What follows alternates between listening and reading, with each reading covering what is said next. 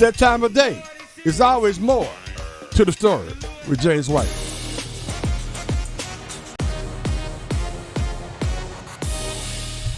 Brother White, what is going on? Good morning to you. Oh, good morning. As you said earlier in the earlier segment, there's a lot going on. But let me just say this. I am feeling on this Trump day this idea that it's not over sometimes even when you want it to be over. We are still traumatized by the Carolina Panthers versus the Atlanta Falcons. Yeah. There are times when you just wanted the game to be over, but it wasn't over. And it was difficult to watch what happened. This week, though, the news is difficult for me on a personal level because we're in the midst of the World Series. The World Series. Now, baseball was a part of my life. It was the one time out of the week that my father and several of his friends, they would stop everything and watch 9 innings of baseball Saturday after Saturday. It was at one time I knew that my father was going to be present. But now, in 2022, for the first time since 1950, there are no Black American-born players on the roster of either team. Now, I know some of your listeners say, what are you talking about? Well, just understand that, yes, there are players from the Dominican Republic and players from the Hispanic community, but 38% of the players in Major League Baseball of color, but only 7.7% are Black. We thought that the story was going to be over. Yes, we're excited that Dusty Baker as a Black manager is making history. However, when Jackie Robinson took the field in 1947 and he broke the color line, no one knew that in 2022 the color line is now becoming a wall. No Black players. Now, I realize that some of us missed it because we were asleep and we were living our colorblind myth. And we can say that I don't see Black people. But after all of the gains that have been made, we're experiencing this slow fade. And we're learning the hard lesson that you don't need superheroes, but you need someone who understands systems and are willing to change them. What happened? Did something happen in the 80s to move us away from the sport?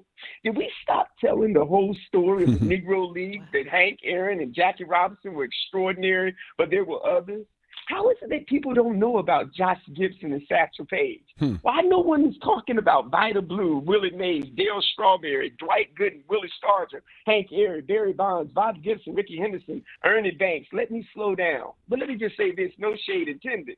But LeBron isn't the first one to want to play with his son. There was a duo who actually made that happen. Ken Griffey Jr. and his dad, Ken Griffey Sr., both played for the Seattle Mariners, and in 1990 they hit back-to-back home runs. Maybe the lack of Black players is a lesson that if you don't build a system that can move something bigger than yourself, then you will miss the dreams and dreams of others. And let's not give that tired narrative that the Black community can't afford baseball or have space. Has anyone paid attention to the AAU and the Pop Warner football? Somehow we find courts and fields to do what we want to do. That's exactly right. Our culture and systems are connected together. And some have suggested that maybe it was the marketing power of hip-hop that moved basketball and football center stage and left baseball behind. Could it be that we've given birth to a generation that doesn't know and understand the systemic power of a game? And it's not about competing against white people, but it is about making sure that you complete and you change systems of whiteness. Well, a moment of greatness may only be a memory if someone does not continue to develop a movement that will change the system. Yes, we are wondering about Deion, and we're wondering, will he go to Auburn? But the question is, do we have a system change that is bigger than Deion? And some of the listeners that are listening right now, you know what it's like to be the first, but then to be the only when you look behind you and there's no system left to make a change. But we're also thinking about another system. 28-year-old Takeoff from the Migos is a reminder that life is fragile. A crap game and his life is over. And he joins Jay the Young and shot 8 times right outside his house. He joins Snooty Wild, who was also shot in the neck. Every year since 2018, someone in hip-hop has died of gun violence. Nipsey Hussle, Pop Smoke, Young Dolph. And we keep asking the same questions that we were asking when Biggie and Tupac were murdered. At some point, we need to stop looking at individual deaths and examine what's in the water.